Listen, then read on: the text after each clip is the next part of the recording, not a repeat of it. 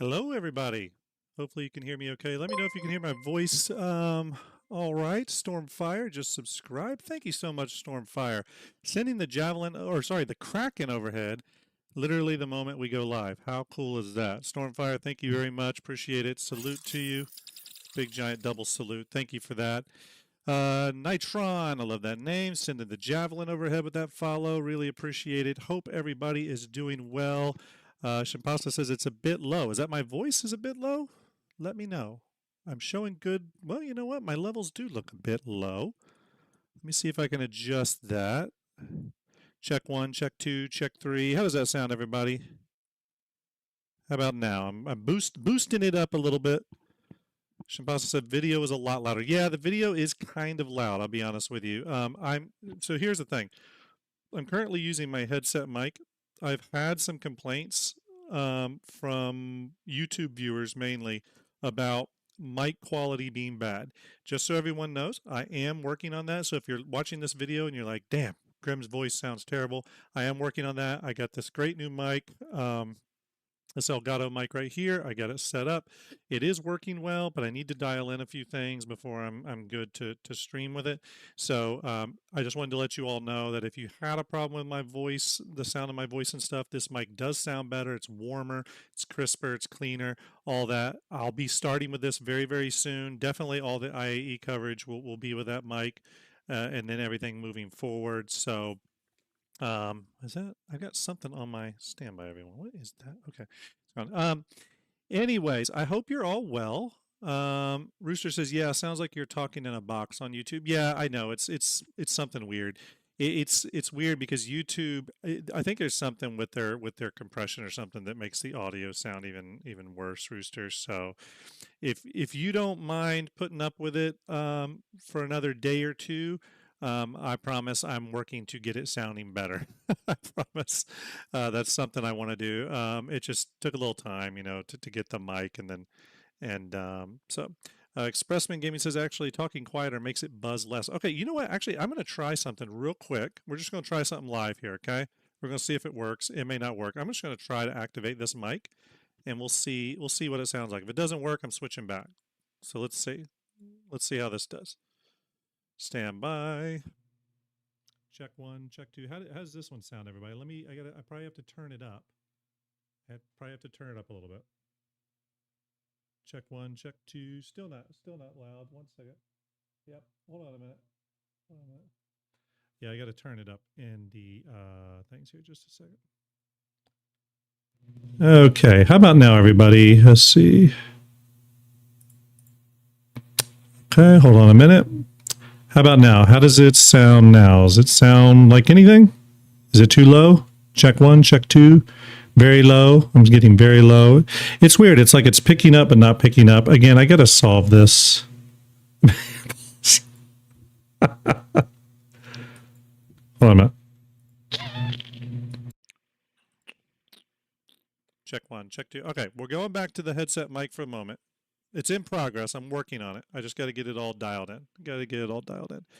So you all were just part of the test there. I will get it. Though. Don't worry. It's high on my agenda list. Hopefully I'm not too low though for you to hear me. But again, the microphone upgrade is in progress. The Elgato mic is pretty good. I did some test records and it did sound good. The issue is I'm going through the Wave XLR, which is an Elgato box that requires some additional setup. So there's sort of like two things I have to set up. I have to set up the mic in both the Elgato mic settings and then also on the Wave XLR settings. So hopefully that sounds okay. At least for now. This is just a so we lose the quality when you're coming from yeah. Yeah, let's see here. 1 second. Let me check one other thing real quick here. Let me check one thing. Bear with me. How's everybody doing today? How is chat? Are you all having a good day? While you're answering that, I am checking something. Shimpasi, yes, I did see the message of the day. Pretty excited about that. Where is... Okay, so I am up on 100% there. Okay. Oh, you know what? This is so weird. Okay. Check, check. Okay. Check, check, check, check, check, check. Okay, I'm changing something. I think I found the issue, everybody. Okay, that should have fixed it. So let me know if that's sounding okay. I think I am peaking a little bit. I'm going to bring my volume down a little bit. So I think I know what the issue is with the audio, and it has to do with NVIDIA broadcasts trying to compete with my other sound settings. Expressman Gaming says that's pretty good. SoRex says better. Okay, that's good to hear. I actually think I was probably coming through on NVIDIA broadcast that entire time. So again, I'll get that straight. NVIDIA broadcast is kind of a pain in the ass. What it does for keying out with no green screen is amazing, but I wish I could just totally remove all the other features. I keep removing them or turning them off, but it keeps turning them on. So yeah, still headset mic quality, but less compensator buzz. Yeah, okay, perfect. Okay, I think we're good then. I think we'll leave it like this for now, and then we'll circle back to it. And oops, sorry, and we will I'll get the new mic set up. But it is a good mic. It's like I said, it's this Elgato, I forget what they call it, the Elgato Wave mic or whatever. The quality's good, it sounds good. I got a nice boom arm. I got the Wave XLR input. So some pre-recorded tests I did with it sounded absolutely great. So it's really just getting the getting it set up in OBS and everything. So I will work on that. Starlet, hope you're well. I just talked to Starlet a minute ago and was reminded of how awesome and cool and gracious Starlet is. So Starlet, I hope you are well. What are we talking about today, everyone? We are going to talk about a few things. We may watch some videos as well. There was an Inside Star Citizen today on server meshing. I watched about 3 minutes of it. I can kind of see where they were going, so we might watch it together if you want. There was a message saying that there was going to be a 3.23.3 PTU update and that all ships would be going to all waves, which would be really nice because currently only Evo has them, or you have to rent them from the day that the manufacturer is active in the IAE halls. But we will talk about the new ships for sure. And then bigger news, and I think this is actually really exciting, is that quite possibly tonight there is a Wave 1 push of 4.0 to the PTU, or to the, I think they're calling this a tech preview, I think. So as you all know, if you check my schedule, I have a nighttime post today, or a nighttime stream today or tonight that I'll be doing. This stream during the middle of the day here was scheduled. I had it on the books for about 3 or 4 days, but it was kind of, I didn't 100% know if I was actually going to do it or not, because I had a few things going on, but got the all clear from the wife, so it was a good time to do it. So yeah, expect tonight, hopefully the 4.0 branch will be up, and if the 4.0 branch is up on Tech Preview, we can check that out. Remember, the 4.0 branch is primarily pyro and jump points. I'm still very interested in seeing jump points and how they work. I've seen lots of videos and stuff, but it'd be cool to see it in person. Let's see here. CIG is calling an all hands evocati for this evening. Yeah. So from what I got from the message, it sounds like they're going to push hard with this evocati test. If it stays good in evocati for a certain number of hours, then that will either give them the green light to go Wave 1. On probably like a tech preview channel, or it's going to be, it's going to stay on evocati. What I think they're trying to do is get this thing into Wave 1 sooner rather than later. And I think that's partially why they pulled back on some of that engineering gameplay stuff, right? GearCon just cheered 100 bits. Thank you so much. And also, Stormfire gifted 5 Tier 1 subs. My goodness. Is it 5? I hope I got that right. It looks like 5, or is it 10? Oh, 5 Tier 1 subs. Thank you so much, Stormfire. Salute to you. Giving you the big double salute on that. Really appreciate it. Get some of these people subscribed. I appreciate that. That's amazing. Oh, there's Ender. Very much appreciated. Thank you so much for that. Lazy Donuts resubscribed for 1 month at tier 1. Thank you for that as well. All kinds of support today. Really appreciate that. So yeah, I think what they're trying to do, and again, Stormfire, thank you so much, man. Appreciate it. I'm going to give you another double salute for that. What I think CIG is trying to do, obviously, is just get 4.0 moving so that IAE makes sense. If you've all seen that the tagline for IAE, as a matter of fact, do I have that up? Let me see if I have it up. No, I don't. But is the current tagline for IAE is like New Frontiers or Frontiers Await or something like that. Well, right now we don't really have any new frontiers, so obviously they're trying to get 4.0, I think at least to a PTU state, a Wave 1 state, to where they can say during IAE that, hey, new frontiers are there. You just got to jump on the PTU to check them out. Oh, there's what does Ender say? Ender is having what can only be described as the worst possible birthday. Well, that sucks. Thanks for brightening it with a stream. No problem. Ender, man, I'm sorry that your birthday is going bad. I actually was about to send you a little birthday message. I've already got you a little birthday gift. I think you know what that is. I've told you. You'll get that during IAE. But yeah, I'm sorry to hear that, bro. Are you working right now? I thought you had a day off.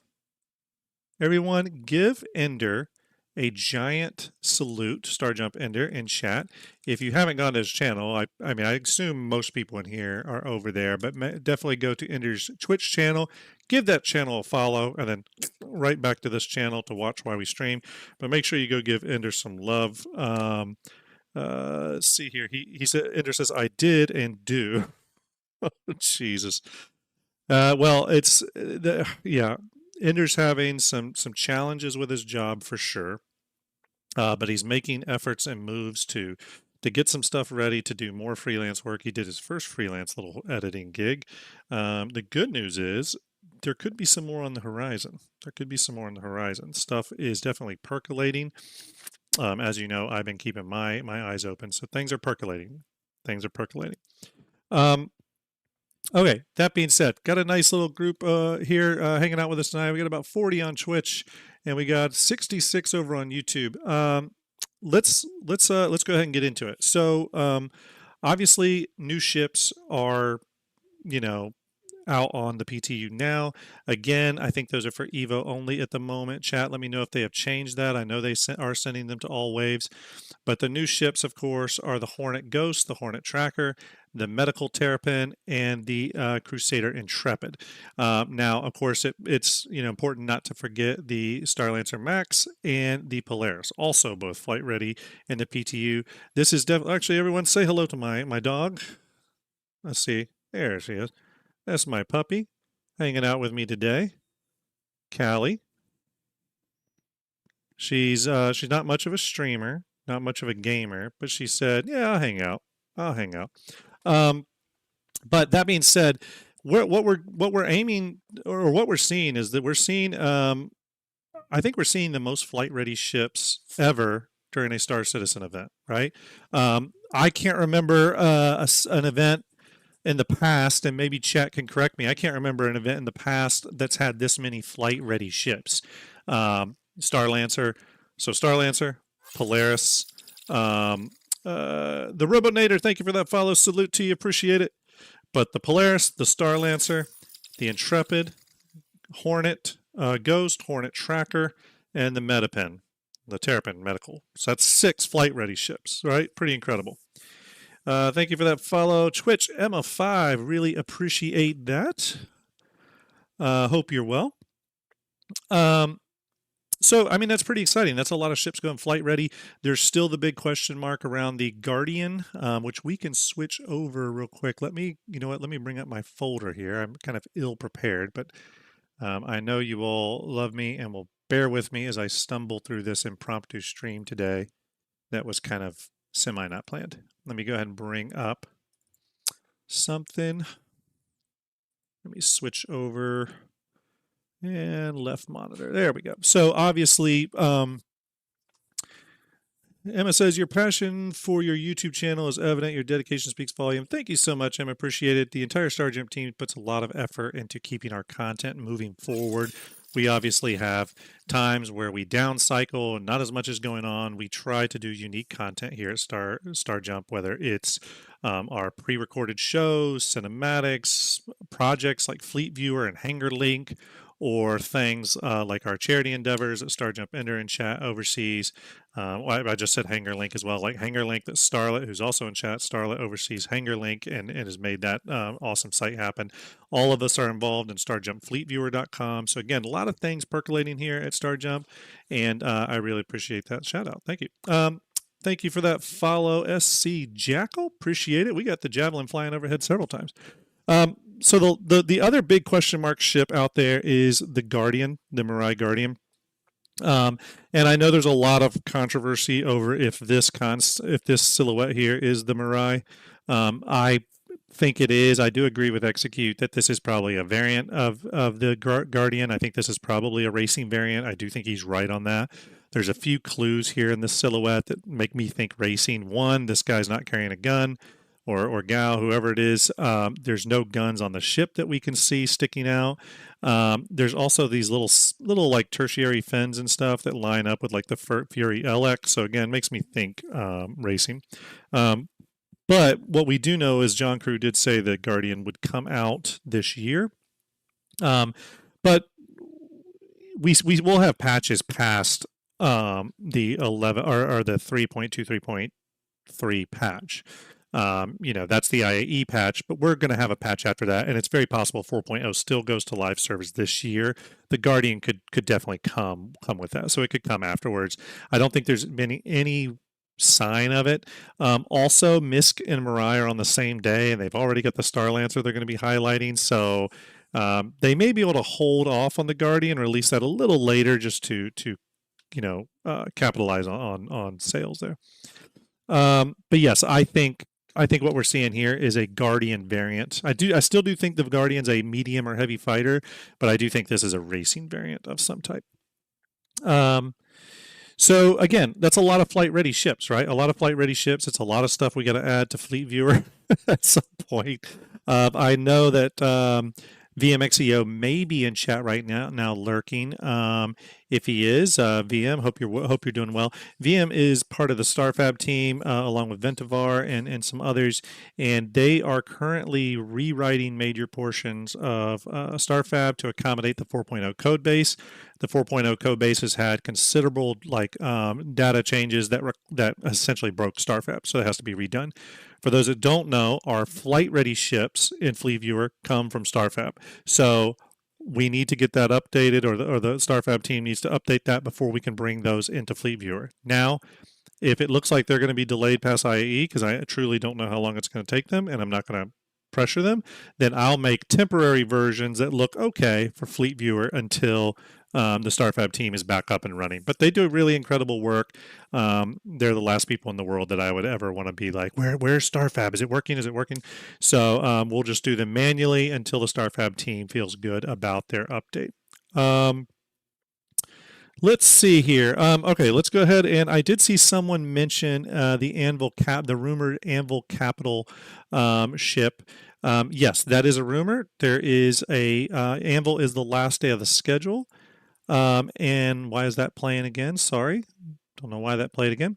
Anvil is the last day of the IAE schedule, and thus is most likely, most likely there is a concept reveal there. As a matter of fact, do I have that schedule? I do. Let's go ahead and pull that up. Here's that schedule. And everyone coming in the chat, hope you're doing well. Appreciate it. But you see here. Oh yeah, Ender. Sorry, I just saw your Discord, Ender. I had Discord was about like 8 windows. So if you wanna jump in a channel, I'll throw myself into stream chat. Yeah, stream chat. If you want to jump in there, though, feel free. But here's the current schedule. Again, the big one is that's kind of the unknown, is November 30th to December 1st. That's Anvil Aerospace. That is obviously the medical Terrapin is coming on that day. Ender, you're never interrupting, man. I jumped in stream chat, so feel free to jump in there if you want. But yeah, November 30th to December 1st, Anvil Aerospace. Obviously, we have the medical Terrapin that will go flight ready, but it's most likely we're going to get a new concept. I have heard through the grapevine that is a large Anvil ship, and I've heard that there are variants, and I've heard that one of those variants is military focused. I could be totally wrong. That's just what I've heard. Doesn't mean it's confirmed because the person I heard it from has told me information sometimes that is almost accurate. So we'll see. Ender, it looks like you're in chat, bud. Hey, bud. How are you? Oh, I'm wonderful. Having a wonderful day. Let me put my Ender's on the phone icon up. There we go, everyone. Bing. There we go. All right, so Ender, obviously, happy birthday, man. Is your birthday today? Yeah, it is today. Why did I think it was the 15th? Are you sure you don't have your birthday wrong? I want you to go. I want you to pull up your birth certificate and go check that. I know why you thought it was the 15th, because both of us are terrible with dates. Yeah, I am totally. Both of us are. So to give you an idea, and the reason never to feel bad is that my daughter's birthday is October 12th. Thank you. My father's is October 13th, and I constantly reverse those. I always say my daughter's is the 13th and my dad's is the 12th. I have anytime with dates like that, or there's like a scrolling chat here. So everyone in chat, you're scrolling messages. I get eye blindness to that, and I get forgetfulness with dates. It's one of my two problems. But we just talked about your birthday recently. I knew it was coming up. I was just thinking the 15th. Yeah. But happy birthday, buddy. I hope I wish it was going better for you. You and me both. But you know. You and me both. But that being said, I think it's only going to get better for you. Just got to stick it out, maintain. More freelance work is coming, by the way. It's percolating now, starting to percolate. And just hang in there. Doing my best, man. Doing my best. So what do you think this capital ship could potentially be? I have a couple of theories. Yeah. I'd love to hear your theories. I'm going to bring up Fleet Viewer while we're talking and kind of bring up some of the Anvil line. So yeah, let's hear your theories first. What are you thinking? You said there's one with 3 variants, and one of them is military. Now, in my opinion, and maybe I'm wrong on this one, but sorry, hold on, I gotta answer one thing. You're good. While you're doing that, I'm going to bring up some of the larger Anvil ships that we have. Yeah. Those are currently the Carrack, Liberator, and Crucible. So just to kind of give everyone a little bit of an eye on what the current Anvil lineup is. I could go ahead and keep going. A hospital ship. Mm-hmm. There are no real hospital ships right now, so I could see potentially a hospital ship. Me and you had a discussion about this a few days ago, and I said, I could see this, and I can't even remember what it was that I was mentioning it being. Yeah. For the military variant, but it was an out of the box thinking type of deal. It wasn't your typical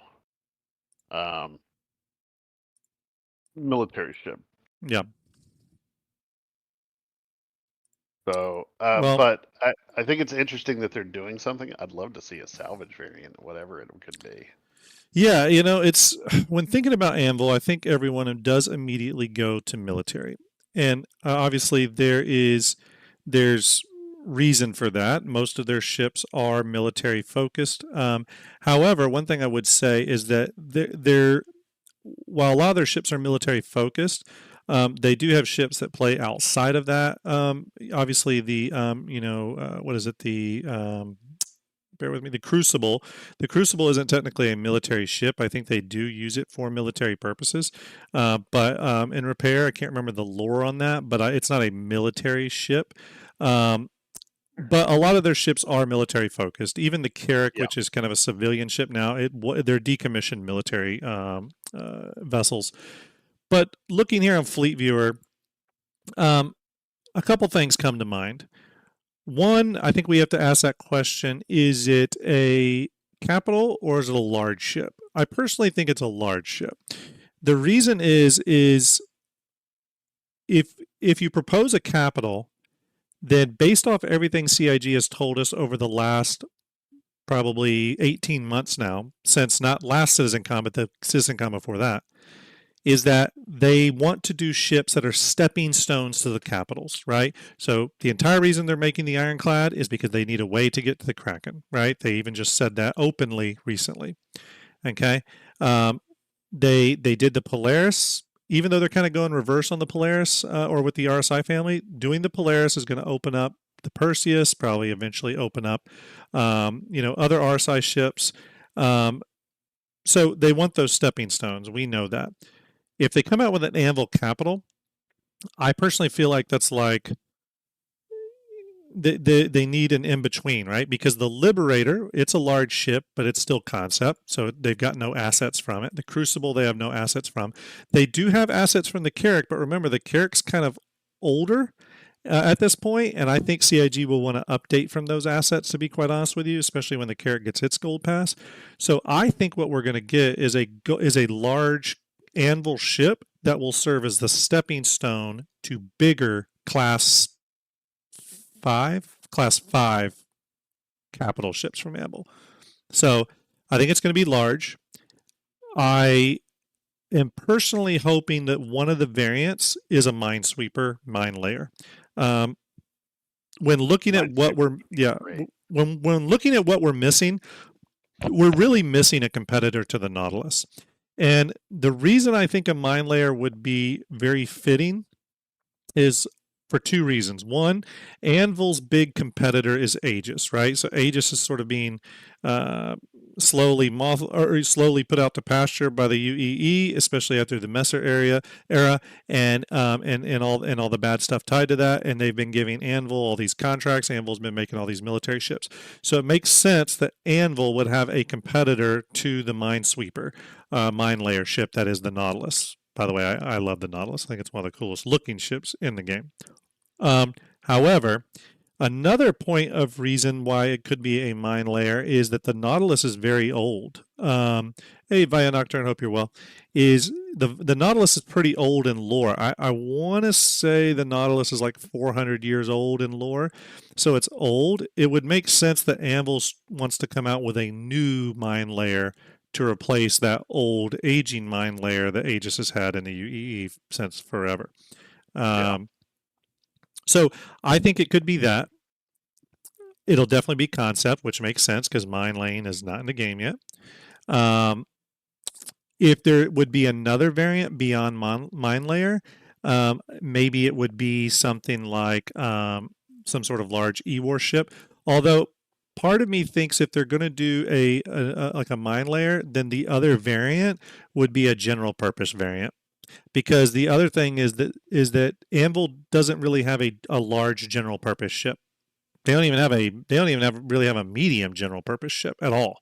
And what do I mean by general purpose? I mean a ship that can kind of carry a crew, carry some cargo, has a little spot for an armory, just kind of the normal little, salt of the earth stuff you need.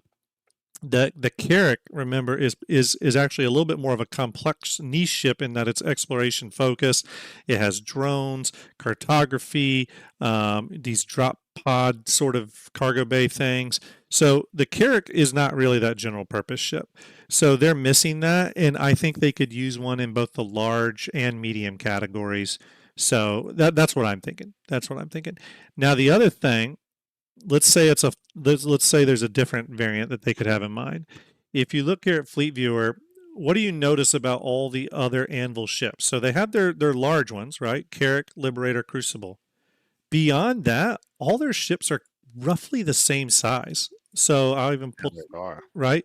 So they're all kind of in this regime of like, on the small end, the Anvil 16 meters, up to the high end, which would be the Legionnaire at 32. Now let's remove the Legionnaire because I do think it's kind of a, well, you know what? Don't remove the Legionnaire. Let's keep it in there for a minute.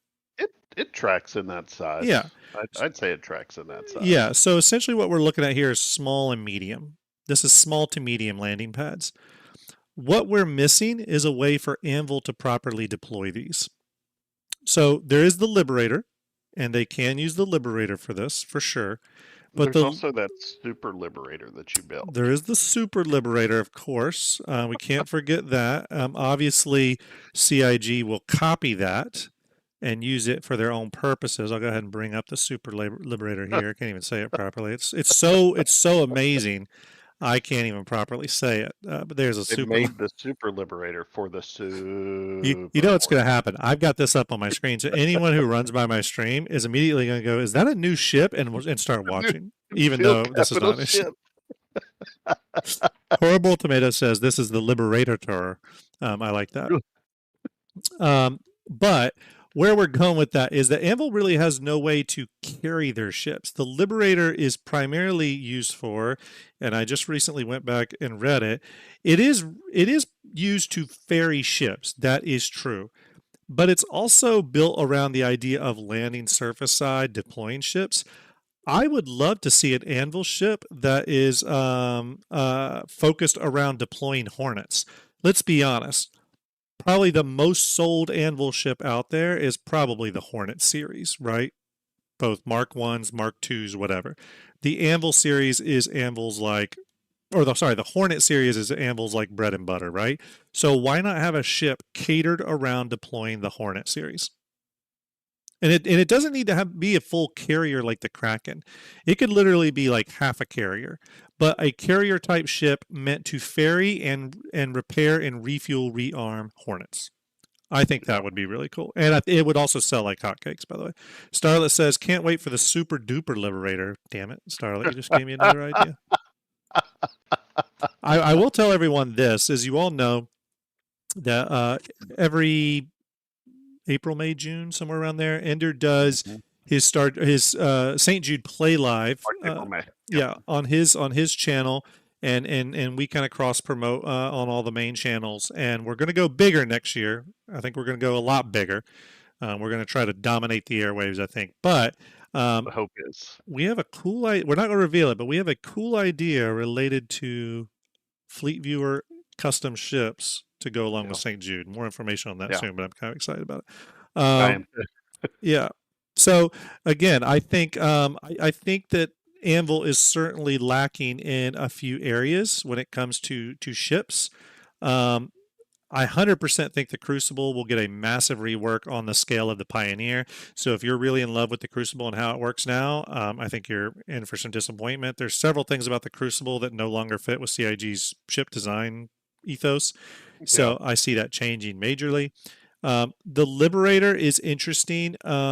However, while the Liberator can carry 2 Hornets into the fight, there's other design aspects of the Liberator that kind of stunt it from being a great Hornet carrier, right? It's got the internal hangar and drive-off ramp for ground vehicles. It's actually a good general purpose ferrying craft, but something really tailored around the Hornet series I think would be cool. Crimson Hawk Moth says, question off fact, do you have plans to use StarFab to import SC base building fabrication access and allow players to map out plans for what they want their bases and homesteads to look like? The plan is to do that, Crimson Hawk. We are still assessing, obviously, what that looks like. Me and VMXEO had talked a little bit about it. I think it would be in Fleet Viewer, but it's ultimately going to come down to how CIG packages those assets. So, for example, maybe the basic modules you'll be able to do, but maybe not every customization element within. I don't know. It really depends on how CIG does the files and how StarFab can process those files. But StarFab can pull anything from the game like that, and as long as it can pull it, we can render it out in the 4 angles and put it in Fleet Viewer to scale into metrics. So. Via Nocturne says no Valkyrie. I considered the Valkyrie, but the Valkyrie is a much bigger ship. I think it's coming in the higher 40 meters, and now you're starting to get to kind of like big or like small large ships, like the Connie series and the Corsair and stuff, and that's getting to a scale that CIG doesn't seem to build carriers around.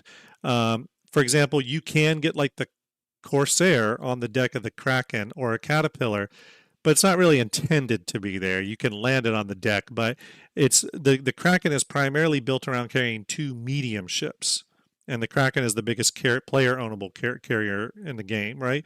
So I don't see CIG breaking that metric anytime soon. So I think while you may be able to fit bigger ships, they want carriers to be able to carry medium and lower ships, is what I think. It's the same reason why you don't see the U.S. military with like a Navy carrier that can launch C-130s off the deck. You get to a point. Unless the C-130 is the What's it, the Blue Angels one? Right, with the rockets on it. Yes, yeah, exactly. So there comes a limit to like the size sometimes of those ships. Zeke says there was some discussions around not making the 3D models available at the website anymore. Does it impact your workflow? I heard about that. I read a little bit about that. There's a lot of wrong things going on in that. Let me go back to it here because I actually had it bookmarked. Just a minute. Bear with me here. Let me pull it up. Let me go back Wrong to or incorrect. Let's see here. Stand by, everybody. So yes, there was discussion around it, but from what I saw, and unless I am wrong, it wasn't by any CIG dev. It was just somebody complaining about the models not being taken down. And to be clear, and let me be very clear, and maybe a CIG person did respond, and I just haven't seen it. That's possible. If you do have that, definitely ping me on Discord with it. But for everything I read, it was just someone was complaining that they couldn't print models or get models and sell 3D prints of them. That's what I took from it as well. Yeah. So I fully agree with that, with CIG's stance on that. This is their IP. They created it. The artists at CIG put the hard work into it. Other people should not be able to sell and profit off of it. We are not allowed to sell anything at STARJUMP that has Fleet Viewer assets on it, whether it's from the game files or whether I pretty much built the damn thing from scratch. It does not matter. We're not allowed to sell it. I've already talked to CIG lawyers about that. Look, I work in marketing. It's not unique to CIG. Every single company in the world will defend their IP. That is, they're actually required to defend their IP. If they don't defend their IP, investors and their board of directors, or especially the investors, can sue. Right? A company cannot base a bunch of valuation on their company based off IP if they intend to give that IP away for free. That just would go against everything that works. So yes, we are the investors in a way, but there is private investors as well, Bunker Fist. The players are not the only backers of Star Citizen. There are private investors. I believe there was a hedge fund that put $40 million into the game or something. There's other investors. So I would also point out that just because we're the investors doesn't mean that we get the rights to sell IP of someone else. Exactly. There's a lot of bylaws and stuff like that. It's not, the investors don't have a la carte. I mean, and neither does the CEO. Chris Roberts can't just like start selling models on the side. Right. Red Samurai says why he's working with JRDF and others. Right. There's others that he's working with. Right. Red Samurai says, 07 just got here. Grim, can you start all over? Absolutely, we can. All right, here we go, everyone. Hey, everybody, it's STARJUMP. Grim, come get out of here so that I can come in the middle of it again. But yeah, no, Zeke, look, it's just one of those things that like we have put in the time and effort to respect CIG and their IP and their models, and pledgers and investors, two very different things. Yes, that's true. So we have put the time and the effort in to respect CIG's rules and concerns about the IP and the use of Fleet Viewer, and they have respected us and allowed us to keep Fleet Viewer out there. If you follow the rules, they will allow it. What the issue is that people don't want to follow the rules, and that doesn't just hurt CIG. It hurts other people like us and Starship 42, places like Urkel. I just had a conversation with Urkel the other day. It affects people like him. The more pressure put on CIG by people that want to sell 3D models on their own hurts the rest of us creators that are trying to create cool tools, because all it does is make CIG want to lock things down more. And if that happens, for example, if CIG removes all models from their website, which they could, that's probably the end of timely updates to Fleet Viewer. And what I mean by that is you wouldn't get concept ships brought in to Fleet Viewer until an IAE or an Invictus rolls around where there's a Holo Viewer Right. model in the Holo Hall that I can pull. Because right now I pull them off the website. And flight ready ships would mostly be unaffected because we could use StarFab to pull the flight ready model. But ultimately, I don't see CIG doing this because it's a little counterproductive to remove the models from the RSI website when you have the models in the game that we can pull. The only models technically affected are concept ships, which aren't even final models. You get what I'm saying? It's almost like saying, I don't want you to have the toy plastic model of my Ferrari, but here's the keys to my real Ferrari. You know what I mean? It's like the real models are in the game and anyone can pull them with the right tools. And CIG can't technically prevent that. Now, you still can't sell it, but there's nothing that CIG can do to really prevent that. Even if they encrypt it, someone will break the encryption. So to go through all the problem of like locking down holo models, I don't know. It seems a little silly. I don't think CIG will do it. What I will say though is I do think CIG is going to start more vigorously defending their IP as we get closer to Squadron 42. Absolutely.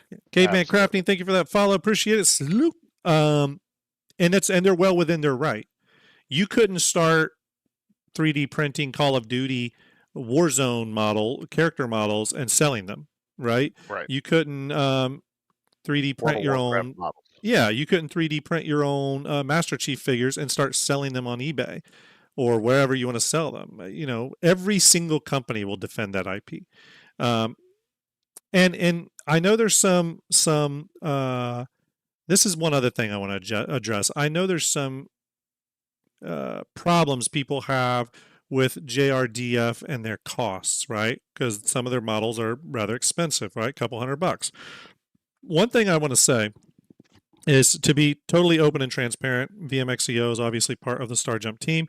He's also a part of the JRDF team, does a lot of work with them. We're very close with the JRDF people as well, and they've been very friendly to us, from giving us the occasional free model to just being really nice to us at events that we have booths next to. Yeah. And I'll be honest with you, I'm going to be totally transparent. I didn't buy a JRDF model for a long time because I thought they were expensive. And I was just like, do I really need a model for that much money? Yeah. Well, at an event, they had the Carrick model there, and I broke down and bought it. Spent the money on it. And I got to be honest with you, I'm not even into models. I don't have like models of like Warhammer and freaking other shit in my office. My office has like guitars and stuff hanging on it. I don't have any models. Even I'm impressed with how good the JRDF model is. And I'm not talking about the 3D print, which is excellent. I'm talking about how they converted the model to 3D printing, like to be applicable to 3D printing. And they embed magnets into all the pieces so that you can switch out the pieces without them permanently being affixed. Why is that cool? Because you can have a Carrick and you can turn it into a landed Carrick with the ramps open and all that and the landing gears down, or you can take those pieces off. Again, they're connected via magnets, and put all the flight ready ones in, and then the ship looks like it's in flight. They do a lot of that stuff in their models, and I'm telling you, as someone who's inspected the models a lot, they have to do a lot of work. Are they expensive? Sure. Are you getting your money's worth? Sure. And the same vein is the Star Lancer Max expensive? Well, to some people it's not, and to some people it is. You know what I mean? I guess take your pick. Is the Kraken expensive? To some people it is. To some people it isn't. It's cost is subjective. So if JRDF's models are too expensive, that's fine. They're too expensive for you. Get a 3D printer. Buy all the materials, not only to print your own ship, but to do all the testing to print your ship, because the first print isn't going to come out correctly. Get yourself an STL file, which is not hard to do. I've literally showed how to do it on this stream before. And you can print your own ship. Yep. I'm part of a Facebook group, by the way. They don't know it's me. I just sit there and lurk. But they do 3D printing of Star Citizen ships. There are some amazing 3D prints people do. There's this one guy doing a Kraken that looks so good. I literally contacted him, offered him, asked if he would sell it to me. I was joking, of course, but I was like, "Can you sell that to me, JK?" But again, it's easy to do. So if JRDF is too expensive for you, that's totally fine. It makes sense. Again, cost is subjective. And if it is, you can easily do it your own. The only thing I would warn you is that buying a 3D printer, all the supplies to do it, and all that is going to cost you more than the model from JRDF. It will. It's true. Yep. And if it's worth it to you because you're going to use it a bunch, Yep. do it. I haven't bought a 3D printer yet because I know me well enough to know I'll start it, do terribly at it, and not fight to do better and better and better, and just be done. Yeah. Be like, I'm never using this again. So I'm not going to buy one. Synth says the only issue I've had with JRDF is their manufacturing capacity, but this is common in the space models space. Yeah, I mean, again, they're a small company. I will say too, Synth, that without speaking for them, because I'll let them do this themselves on their own channel, there's been a lot of behind-the-scenes movement going on with JRDF and CIG, to just be very clear, and I don't want to say anything wrong, but where JRDF was originally based in England, they have now opened up a US-based studio, and it's actually a separate entity, and they are the ones that are going to focus on the ships. This all just happened within the last 12 months, so it's taken up a lot of their time and effort, and I think has actually slowed a lot of their manufacturing down. I think moving forward, two things are going to happen. We're going to see an uptick in their manufacturing capacity for sure, because it's a whole new thing now. But also, I'm pretty sure we're going to see some new product types coming from them. And I don't mean just ships. I mean literally like new CIG level products, which could be kind of cool. Grux says, is this game out yet? It is, Grux. Came out 6 months ago, bud. Yeah. You're late to the game, Grux. You're late to the game. You're late. That's good, buddy. 6 months. Yeah. I would love to see check in next year. Check in. I'd love to see and if they showed it at SitCon, I don't know if they mentioned CIG working with them, but I'm not really sure in what capacity. But I would love to see someone who sells the 3D printed ships that aren't models. Yeah. I'm so terrible at models. I got my Arrow together, but for the most part, and screwed up on it and had to fix it. Yeah. But I would do better with one that's not one I have to build, but that is pre-built. I would love to see those in the near future. I would too, and also even pre-painted and stuff, even if the paints are just the stock paints, would be really cool. Yep. I do think we can see, because here's the one problem that JRDF faces, much like a lot of model makers, is that everything they make now does require work on your part. You have to paint it or whatever and put it together. So there's a big market that JRDF can't really even tap into, right? So I think we'll see some changes there. There was even a little brief kind of wink and nod VMXEO gave on Twitter the other day when someone said something about diecast models, and he kind of winked. I mean, who knows? I'm not saying I don't know anything. I'm completely speculating. Yeah. And here's the other thing, everyone. Here at STARJUMP, I do not advocate for you to ever buy anything. I won't tell you to buy a ship. I may tell you the pros and cons of it, and you can make your own damn mind.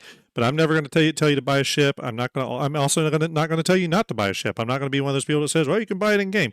You do what you want with your own money. It is not my responsibility. I got my own problems in life. That is your deal.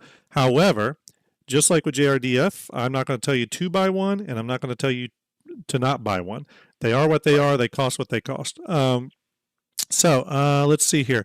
So again, let's go back to the conversation of Anvil. We'll see what Anvil Day brings, but Anvil is one of the manufacturers that's probably got the most open slots for availability. We're missing technically both a large ship, although you could probably consider the Valkyrie. How big is the Valkyrie? 46 meters. Yeah, it's kind of the Valkyrie kind of sits in that weird place between medium and large, but what we're seeing here is we've got small and medium ships, and we have some large ships that, and only one of them is out. We're missing some of the in-betweens there, and we're missing some of the bigger cap ships. So we'll see what they do. Let's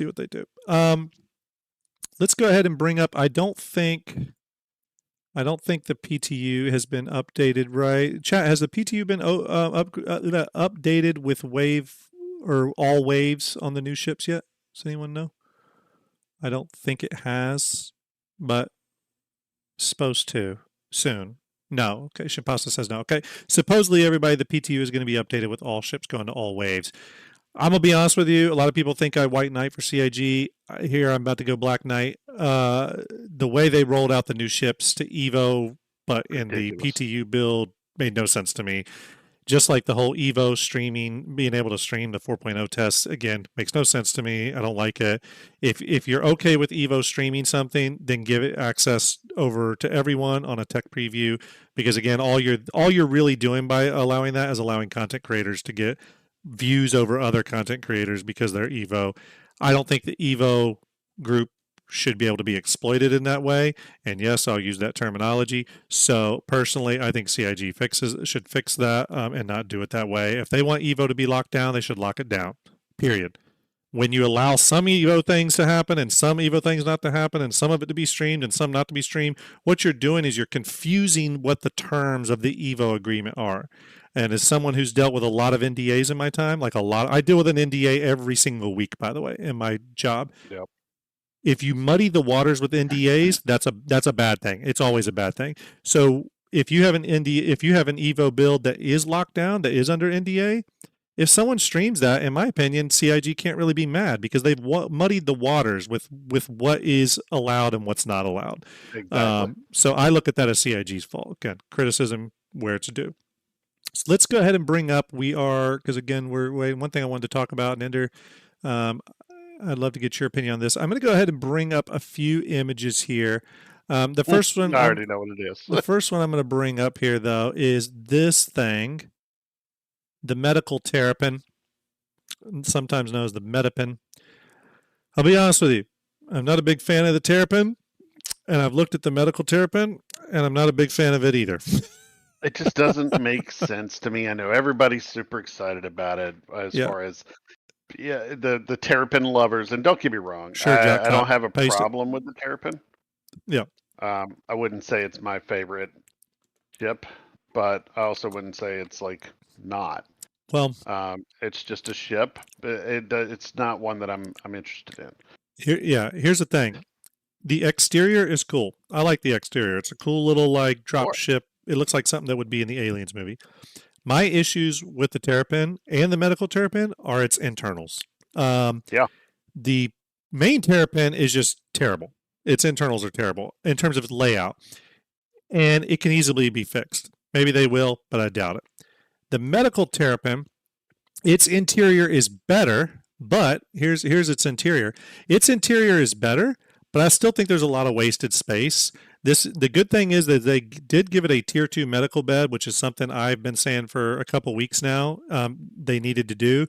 The reason they needed to do that is they've got to justify the price of this. The Terrapin is actually the highest priced starter plus ship out in the game. I think it's expensive. It's very expensive. Right? Oh, 220, hold on. 240 maybe. Chat maybe can help us out. Right, hold on. It's too damn expensive, is what. Right. By the way, everyone, thanks for hanging out. We got about almost 70 on Twitch, and we got about 130 on YouTube. Thanks for hanging out with us. Everyone's saying 220. Yeah, that's what I thought. It's too damn expensive. 220. Warbond is 195. Original is 220. So yeah, 220. No, I never. No, it's too much. It's too much. So with that being said, the medical Terrapin to me is at least a much better ship to own for that cost, because it is more useful. But I would say it's still drastically overpriced. Even with the tier 2 medical bed, I still think it's going to be overpriced. Now, because of that, a lot of my issues with the Terrapin is just wasted space. So, for example, you can see all the wasted space in the interior here. I actually would have preferred a tier 2 bed and then space for maybe a tier 1 bed to justify the price. If this ship to the side and put them side by side. Yeah, exactly. Like, let's say this ship is let's be generous. Let's say they come in cheaper with this, right? Let's say it's $200. Okay. For $200, for $200, a tier 2 bed's not going to cut it for me. This is subjective, everyone. It's not cutting it for me. look at what you can do. You can get a for that same amount. How much is a Cuddy Red? 150. Or the C8R, because isn't it the Well, same pretty much as a Cuddy Red? yeah, and I was going to say you could get both for roughly 135. So yeah, you can get both for roughly the same amount because a Yeah. C8R is $65. Yeah. So, well, let me address this. So Crimson Hawk just says, isn't the whole Terrapin lineup supposed to be armored though? So yes, it is. It's a heavily armored ship. But here's my question to that. Yes, it's armored, and armor will be a thing. I truly do think that. But consider things like resource management, repair gameplay, soft death, all that stuff that's coming. Soft death sort of out right now. Even ships that aren't armored aren't going to be killed that easily as they are now. They're just not. So I don't. Yeah, Starlet says it exactly. We don't really know what armor means yet. It's obviously some hit point numbers, but we also don't know what's going to be a bigger deal. Is it going to be armor, or is it going to be able to be repairing your ship on the fly as it's being damaged? You know, like a la Sea of Thieves, right, where you're bucketing water out as your ship's sinking. We don't really know, and you may be right. Moth, you may be right. Maybe armored will make a huge difference. It might, right?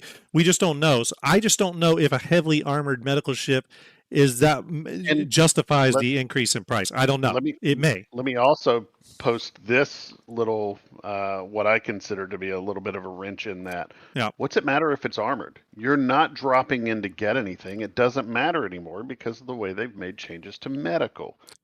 Dying in the field doesn't mean you need a drop ship to pick you up anymore. That's a great point. Unless here's the other thing. Here's the counter to that. Unless they severely nerf the respawn distances, because the respawn distances are so much right now that you could technically land outside of a direct conflict area like Jump Town and still hit the respawn. Now, if the respawns though were much more nerfed, like say 100 meters versus 1,000 meters, like if those bigger ranges there, then it really starts to matter, right? Like if the C8R's respawn distance was only like 100 meters, then that would seriously incentivize getting like an Apollo. Yeah, you know what I mean? Like say if the C8R was 100 meters, but the Apollo was like 5,000 meters. Oh hell yeah, I'm getting the Apollo all day long. Instantly, you fix that problem. Yeah. Oh yeah, 100%. I still think that it should be different, but I would actually be acceptable, happy with something of that nature. I still think that to make even the Apollo make sense, you're going to have to change medical back to the original thought. I agree. That's a decisive subject for me. You know how I feel about medical. and I should point out, everyone, what I'm saying here too is I'm not shitting on the Terrapin. I actually think out of if you're going to make a variant of the Terrapin, this should have been the variant. Everyone wanted it. I'm glad CIG made it. It's a nice crowd pleaser. A lot of my issues go back to not really the Terrapin, but more like what Ender was saying. A lot of these issues kind of with the medical Terrapin kind of relate to just medical in general, right? And like the lack of detail we still have. One, we know that actor status tier 2 is coming, and we know that more advanced death of a spaceman mechanics are coming, right? They've said things in the past, for example, surrounding interactive surgery. Obviously, we know about cybernetics and stuff. And yes, I know someone's going to say it in chat if they haven't already. Yes, I know the different medical beds do take different amounts of resources in the future, like healing goo or whatever the hell it is. But again, I don't think that's going to make much of a difference ultimately if the respawn distances between all these tiers of ships is not enough of a difference to matter. Like, for example, if the C8R can respawn people at 5,000 meters and the Apollo can respawn them at 10,000, it doesn't really matter to me because even the lowest tier ship, the C8R at 5,000 meter respawn distance, can respawn someone outside of the conflict zone. That's more what I care about. And so I think CIG is going to have to do some revisions on that. I could still see, a complete revision coming to how respawn mechanics work. So remember how I told you that STARJUMP likes to give you just all the information or lack thereof sometimes to make ship purchase decisions? Here's my advice on the medical Terrapin if you're interested in it. Let's say you're interested in it, but you don't really know. my advice would be buy it with the understanding that respawn mechanics and medical gameplay is still going to change. 100% going to change. And we're still missing vital components to the medical system. We don't have full death of a spaceman. We don't have insurance. We don't have cybernetics. We don't have surgery. We don't have a lot of things. We don't have medical bed resource management yet. We don't have all that. So if you buy this ship, just understand that the gameplay associated will change for sure. That way, if you buy it, you already have the understanding. So when it does inevitably change, you're not salty. So next ship, let's keep going here, people. Next ship I wanted to talk about. These are pretty straightforward and easy. First one is I think this is the Hornet Ghost, the stealth variant. I saw Execute look at this ship the other day on his stream. He is, I'm not sure if Execute's Evocati, but he is part of the content creators group umbrella. So CIG gives them the ships so that they can check them out on their streams. So he was able to check it out. We're still not part of that, which is not great. Angry PC, hope you're well. Hola. Sorry. I had to throw that jab in there. I had to throw that jab in there.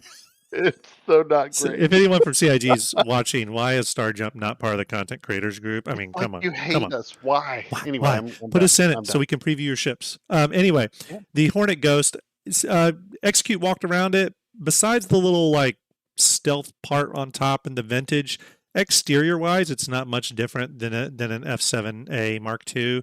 Obviously, it'll have some signature changes with its stealth mechanics, but this one doesn't really interest me. I honestly think it's not that stealth gameplay doesn't interest me. I just think that if I'm going to run stealth on a ship, I'll probably just rely on signature management and stuff to do it, which I'm sure will not be as effective as a stealth ship, but meaning just if I need to slip through an area and kind of be quiet, I'll probably turn off a lot of my systems and just try to lower my IR and EM signatures down to a low level. You know what I mean? Andrew, you got any thoughts on the Ghost, the stealth variant? It's nice to see them bringing the other variants to that's true. The Mark II. I really enjoy the Mark II personally. And I think it'd be interesting to see, are they going to kill off the Mark I variants? Did they already kill the variants off? You can if you have them, but they're not selling them anymore, apparently. Yeah. You can still rent them in an Arena Commander, though. You can rent them. Okay. There's some regret I have about not picking up a Mark I variant just for, rarity's sake. I had one. If it's in buybacks, can you buy it back? Yeah, I think so. I have a couple in buybacks, because especially the Heartthrob. They are going to be, they are going to be a rare ship in the future. However, I do see a future where you can, like, one of the really rare blueprints you can find in 1.0 will be the manufacturing blueprints for Mark I Hornets. I can see that. So I haven't totally lost hope. I looked through my entire buyback. All the ships I've bought and sold, I do not have a Mark I Hornet in buyback. I'm like, come on, I really don't have a Mark I Hornet. Give me a break. Really? I out of all the ships I've bought and sold, dude. Super Hornet. Yeah, I'm surprised. I'm really surprised. I have a Mark I Super Hornet and I have a Mark I Heartseeker. Super Hornet. So Chris Ems on YouTube says, "How does the old 2012 Super Hornet compare to the new ones?" I think these just have better hard points and more performance metrics and stuff. The Super Hornet and if you take the Super Hornet and up every gun by one, you have the Super Hornet Mark II. Yeah. So where you have 2 size 1s is the smallest, you get 2 size 2s. So Gearcon says he might have a few. Okay, we might have to talk, Gearcon. We may have to talk. So yeah, that is the Ghost, and then of course there is the Tracker variant, which is this. Now this is the one that has Obviously, scanning capabilities, I guess. There are a few exterior changes to this. Obviously, it's got the big tracking radar dome that I think looks pretty cool. I love the paint scheme. And then on the nose, they've got an actual, like an embedded camera on the nose, which is kind of cool. I don't know if it's like functionable or like if you're going to be able to use it to like record or anything or broadcast. That'd be really cool. But it does have like a camera. It might just be like a nice little agreeable rule of cool element. But at least this one does have a few exterior changes. I don't personally know about this ship. I don't really have a big interest in it. I mean, I have other ships that kind of do the job of this. I have the Cutter Scout, which I think I'll use for scanning. I don't know, Andrew, you got any opinions on this one? No, I mean it's something that they needed to do for all of these, all of the different. They got to get all the variants out, yeah, to fill out the thing, yeah. I guess the only thing I would say is, when I look in the future, Jock Cobb says, I do love that tracker paint scheme. Yeah, I actually do too. I wish I could get that paint scheme for the F7A. Yeah. It's... The only thing I'll say about stuff like scanning, and again, sometimes I overthink stuff, right, is that, one second.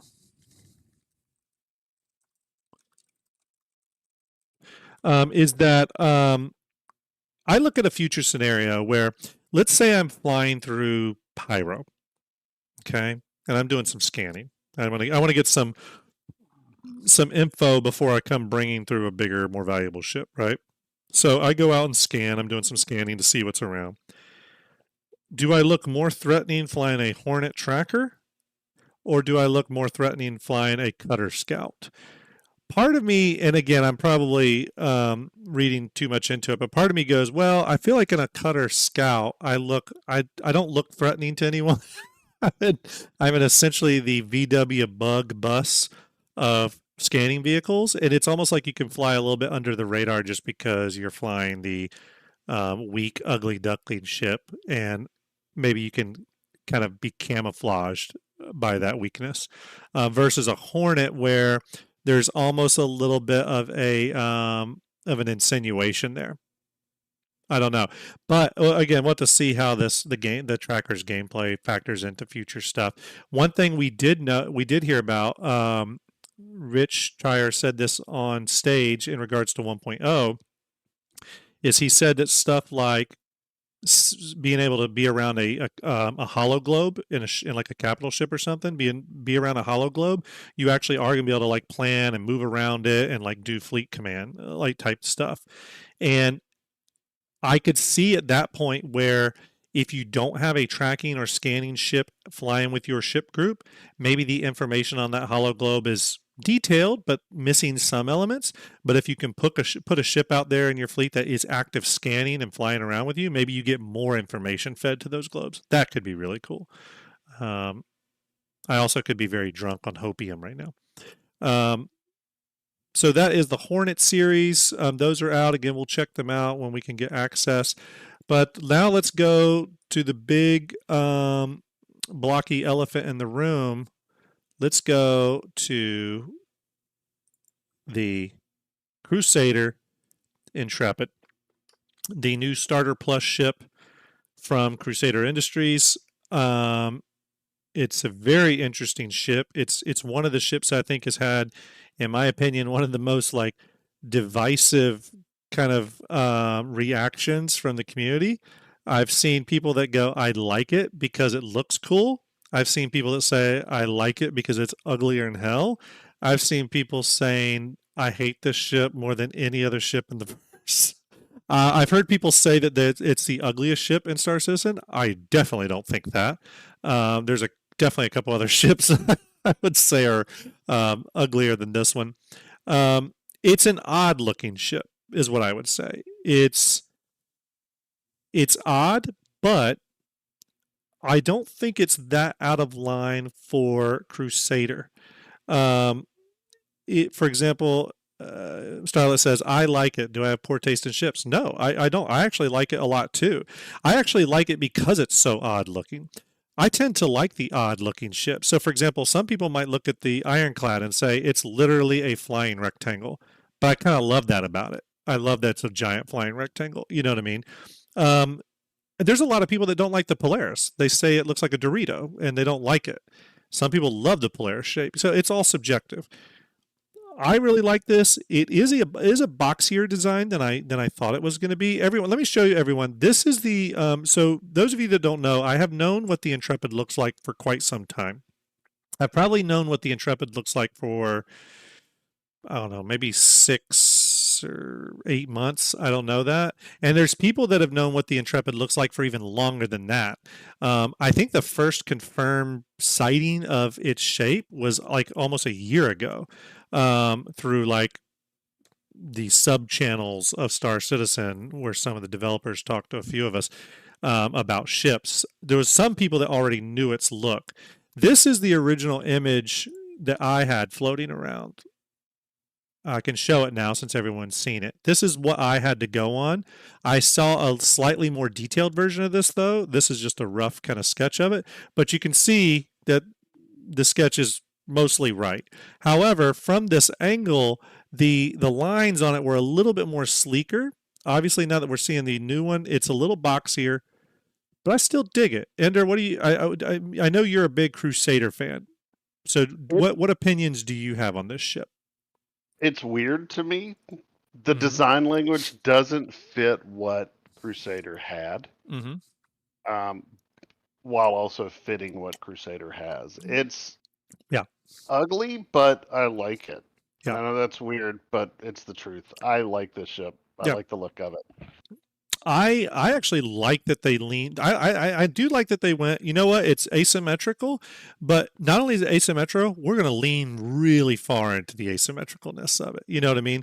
I've seen some people like put like a little side piece on it to mimic the Star Runner, and I will admit that does look pretty good. I didn't save one of those, and I admit it does make it look a little bit better, but again, I'm a fan of odd looking ships, and I kind of like the look at this. Yeah, I agree. It's nice. I think it's okay, you know, for ships to be different, and some ships to be a little weird, some to be a little out there, and because as this game matures, the ships that are like this, you might see less of out there, so that when you do see them in the verse, you're excited to see them, and they're interesting. For example, I've always thought the Starfarer is an ugly ship. I don't like that its body is so huge and fat, and then it's got this little protruding head, right? You want to talk about if the Terrapin's the turtle, the Starfarer is the tortoise, okay? It's this big, fat, refueling ship with this tiny head sticking out. I've always hated it, but I also don't see them very much. So when I do, like, it was just recently I was flying on a planet and there was a Starfarer parked on a pad, like on a random moon or something, and I literally flew down by it and just landed next to it because, like, oh, cool, there's a Starfarer. You don't see those as much anymore. I mean, you see them, but it's not like a common ship to see flying around. So I think it's cool. I know a lot of people, Synth says here to me, the tiny little gun is ridiculous, like it's overcompensating for its tiny equipment. So I can tell you this, originally in the data that I had like 6 months ago, the gun was a size 4. I know now it's a size 3. I've heard conflicting things on if it's a bespoke size 6 or bespoke size 3, so if it's unique to the ship or not. However, I do know that the gun has an interesting firing rate. It fires it fires 10 rounds semi-quickly and then has to recharge. The 10 rounds it fires definitely feel bigger than a size 3 when they fire. Now, that could just be visual effects, but when it fires, it's a laser it's not a laser repeater, it's a laser cannon. So when it fires, it's like thum, thum, thum, thum, right? So it's still very possible until we get all the metrics on this. It still is very possible that this could be an upgun size 3 weapon. Okay, just like the size 6 on the Polaris is more powerful than what a normal size 6 would be. Okay, you can even verify that on Urkel. And if you're looking at like the metrics on this gun right now and saying, oh, but it's not very powerful, literally the ship just hit the verse. They may adjust it. For those of you who don't realize, the Polaris just got a massive buff to a lot of its stats just the other day. Its weapon damage went up, its fuel reserves went up, alpha damage went up significantly. So remember, the initial numbers may not be the actual numbers. But But you know what's funny about the Intrepid is from different angles. There's some angles where it looks great. really good, Yeah. and then there's other angles where you're like, that's odd looking, right? It's really the right side of the ship. Yeah. From the top down, to me, is the oddest look. It's looking at it top down is not the best way to go about it. Yeah. It's that right side of the ship, and I like asymmetrical. That's the word I was trying to think of last night. Yeah. Graham, when we were talking, and it couldn't. Yeah. I from the top of the ship, the asymmetrical look is a little disjointed. It's disorienting. That's the word I'm thinking of. I apologize. I've got 12 things happening at once, but disorienting. But I still, the inside of the ship, the back, I love that back silhouette that you've got up right there. I got to be honest with you. Yeah, that there, walking away from the ship, I'd be very happy to see that. Yeah. And that looks like a turret there. What's that turret for? I think it's just Greeble. Execute walked around and it wasn't anything. There's a bunch of people in chat, by the way, that telling me that gun is just an FL-33 laser cannon, so not bespoke. And that very well may be the case. If it is, it is. That's what it is, a size 3 weapon. I personally don't think that a size 4 would have made all that much of a difference in its lethality, especially if they had put a laser cannon on it. It would have just been another slow firing laser weapon. This ship is not supposed to be doing battle with bigger ships. Personally, I think the gun they put on it, I'm not justifying it. Would it be great with a size 4? Sure. Yeah. Give me the ship with a size 4. I'm going to love it. But the size 3, I think that whatever scrape you get into, I don't think having a size 4 is going to change the role of this ship. Still, it's a starter plus. It's meant to carry some cargo around. You're not supposed to get into all out Top Gun 3 dogfights in this thing. It is what it is. Is it awkward and kind of quirky? Yes, the ship is awkward and quirky. But to me, this ship reminds me of the Cutter series. It reminds me of even the Avengers series a little bit. It's a little ship that just does what it does. You know what I mean? It's not going to be the best ship in your fleet, but when you just need to pull out a ship and go do something real quick, maybe take a box somewhere, get from A to B, whatever, it's going to be a great ship for that. It's also very possible. See, from this angle, it looks really cool. Really cool. It's hard to get a sense of ships too sometimes till you see them in the verse. That's true. Remember what I said? I said that this ship originally, and I said this months ago to Enter. I said this ship, because I'd seen the silhouette, I said the ship is a love child of the Ares and the Spirit and the Star Runner. You take all 3 of those, you mix them in a blender, and you can clearly see that. The gun, here's another thing I'll say about the Intrepid, and this isn't to convince any of you to buy it if you hate it already. If you hate it, you hate it, and there's nothing wrong with that. To me, I would never buy a ship for its gun. And the only caveat to that is the Ares, which the entire ship is the gun. And you know what I mean? The entire ship is built around the weapon. CIG even said that. For any other ship, I would personally not buy it for any of its weapons, only because weapons, weapon damage, all that stuff is going to change. It's just going to change. We and CIG has said as much. And by that I mean this ship could be better in 2 years. It could be worse in 2 years. I have no clue. So I do not buy ships based off their weapons, and I do not buy ships based off their components. I buy ships based off their role. Okay. So for example, if the ship is a general purpose ship, I'm always kind of interested in it because it's a general purpose ship. If a ship is a mine layer, I'm going to be interested because it's the role. If there's details in the concept that it deploys size 7 mines, personally, I'm going to take that with a grain of salt. Even if CIG sticks to that and says, okay, it's going to do size 7 mines when it goes into flight ready production, I still don't totally know what size 7 means. It's just a random number. I don't know technically how powerful size 7 is going to be because CIG can and probably will change that throughout the life of the game. So I do not buy ships based off guns or components. I just don't do it. It's just a rule for me. If you do, there's nothing wrong with that. Again, remember what I said earlier? Buy shit how you want to buy it. I ain't going to tell you otherwise. The Intruder, let's talk about two other things with this ship real quick, though. One, see, the right side doesn't look bad from this angle, actually. I don't know if you can see that, Ender, but from this angle, it doesn't look bad. Here's the thing.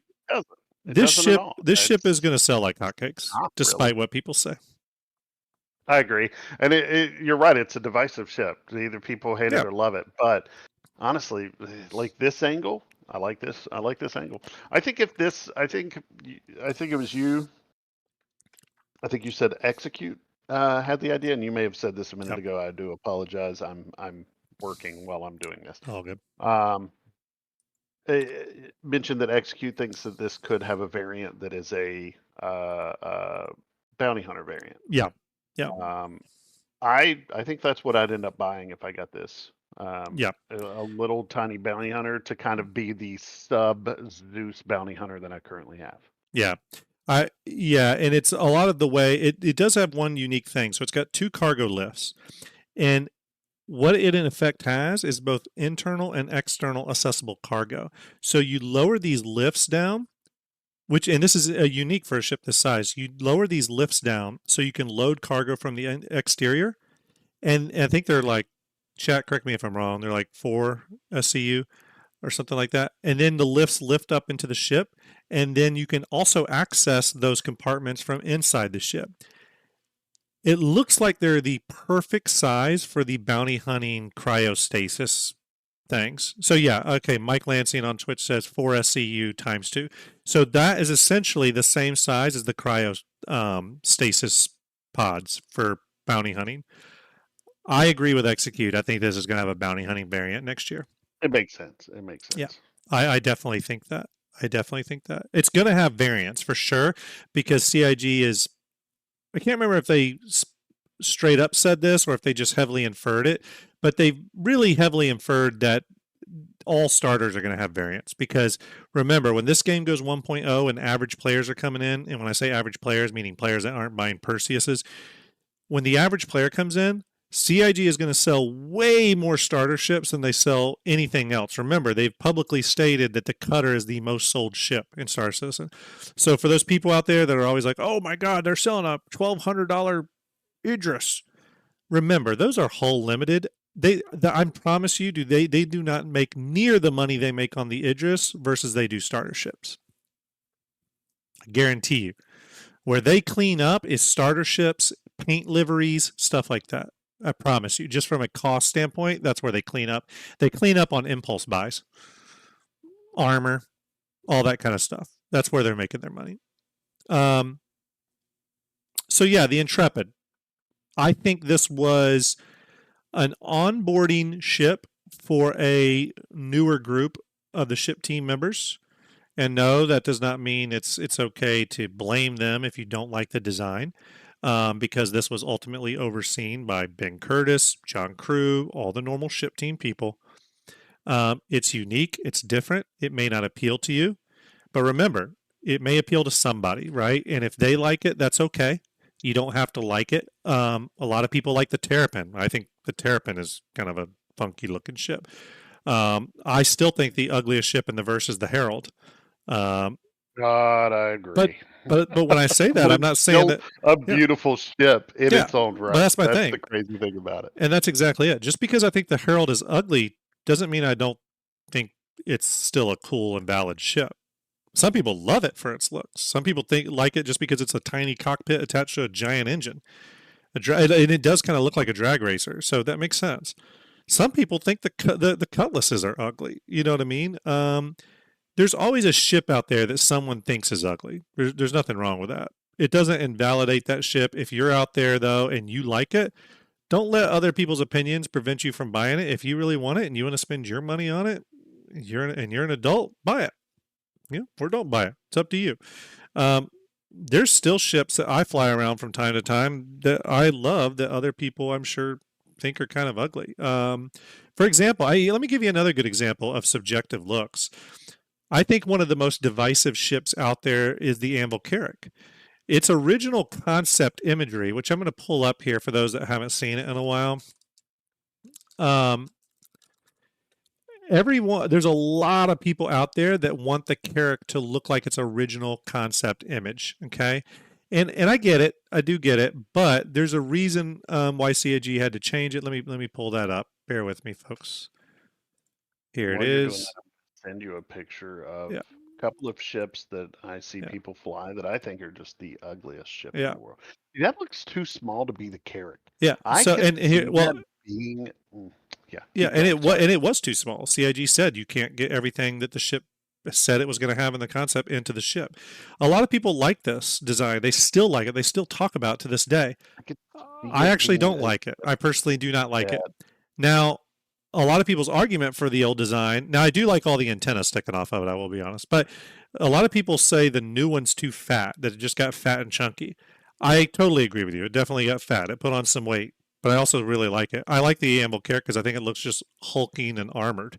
And especially when it gets its armored canopy, it's even going to look more armored. So again, yeah, Jock Copy said it. All looks are subjective. Like what you like.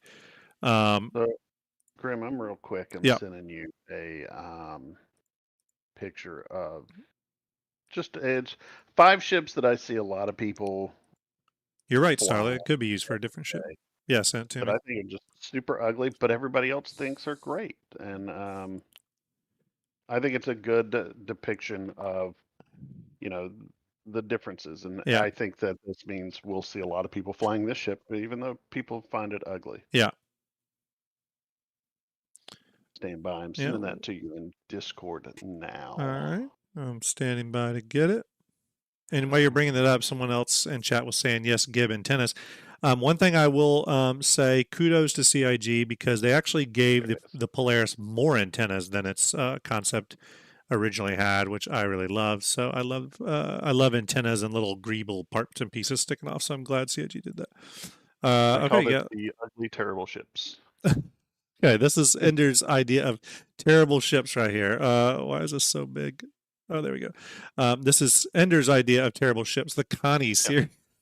The Constellation series. Yes, terrible ships. There's people that hate the Connies. There's people that think the Connies are the best ships in the game, We all know Ender's crazy. Yeah. It's true, Bunker. It's true. Again, yeah, but it does prove a point. It just proves a point that everything is everything to somebody.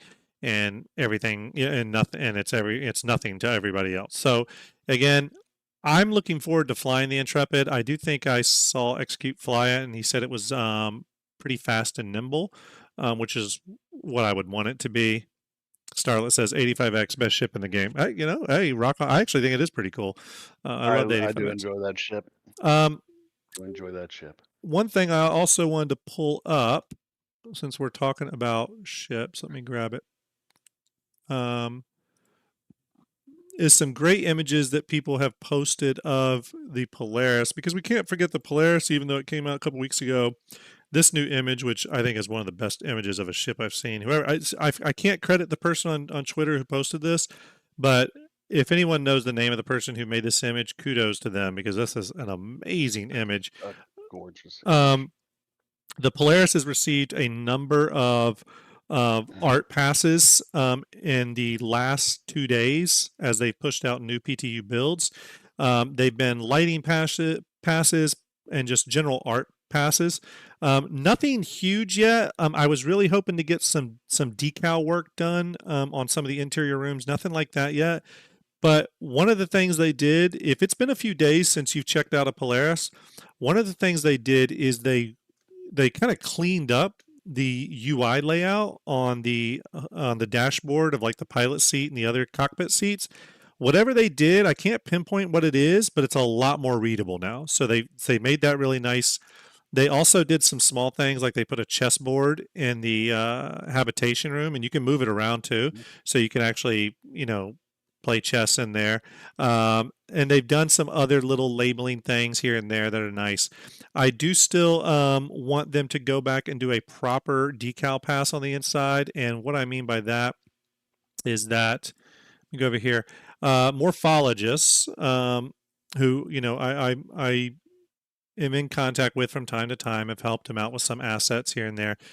He does his architect review series on YouTube every now and then, not for every ship, but for some ships. And he just released today his one on the Polaris. If you're interested in the Polaris, I highly recommend you watch it. It's actually a really great video, and in usual morphologist, in the usual morphologist way, he pulled on people to get great footage of the Polaris. He goes through room by room, both the exterior and the interior, pointing out what works and what doesn't work. And he really nailed the stuff that they need to do a pass on. Again, it's not a lot. It's things like some of the decal work, but also some of the texture contrast levels. But he also points out not only where it needs some work in the ship, but also where it's working really well in the ship, a la primarily engineering. Engineering looks great. Some of the other areas of the ship do need touch-ups, and the good thing, a lot of times you may go, I don't like people like morphologists because these content creators, they get all this undue attention. This is one of those areas where if you're a Polaris owner and you're like, you know what, I love this ship. I think it's the best ship in the game, but man, I wish it had some more decal work or some more texture work here and there. Go watch his video. Put yourself down in the comments. Agree with this, whatever. Give it a like, thumbs up, because people like morphologists, I do guarantee you, whether you like it or hate it, there are ship team members at CIG who watch those videos. And Absolutely. if they see enough people asking for something, they'll put it on the to-do list. Okay. And not because morphologist said so, but morphologist's video will get a lot of traction. And if there's a lot of people in the comments saying that they agree, CIG could be swayed. Exactly. Yeah. Exactly. But he just points out a lot of good stuff. And here's the thing, it's almost all decal work and or lighting work, no geometry stuff. So it wouldn't require them to go in and change any geometry. It would just be texture work and lighting stuff. And the lighting stuff, I don't disagree with Morph, but I also don't totally think it's as critical as he thinks it is. To me, I don't think it needs to be stupid bright in there. I think what they have is actually a little bit perfect, especially from the feel of a military ship. Well, that you just nailed it. So one of the things he brings up, like I give you a place where I kind of disagree with him. One of the things he brings up are these horizontal lights in the hallway right here. Actually, let me go back just a tad. And I see what he means. It'll play here in a minute. No, that's not it. There's these kind of bright, just LED or fluorescent tubes kind of like put in the halls. Here, you can go see one. He was like, well, these lights are nice, but they're not like over doors or over anything important. So they sort of draw your eye to empty areas. That doesn't even so much bother me, because when I look at that, I look at just like, here's a military ship, and they didn't really give a shit if it looked aesthetically pleasing. They wanted to do the job. Imagine, you got to look at it from a military perspective, right? It's function over form. Right, exactly. So they needed to light the area. It's just these shitty fluorescent lights. Yeah. And they put them in the most wide open area so that they could highlight the whole area. They don't need to light the whole thing. And if you look, you're right by a door there to the right, and it's red. Perfect. You're good.